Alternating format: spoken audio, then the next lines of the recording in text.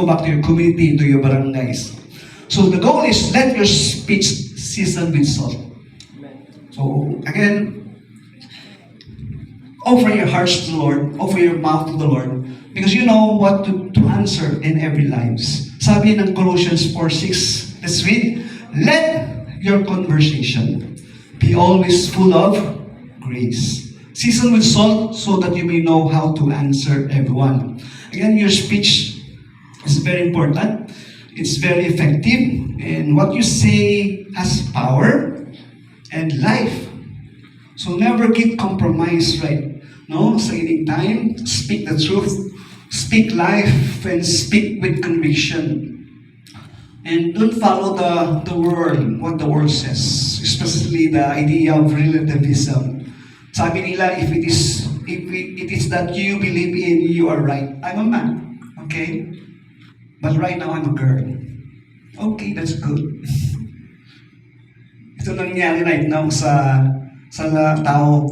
Or maybe I can say, I am a child. Do you believe that I'm a child?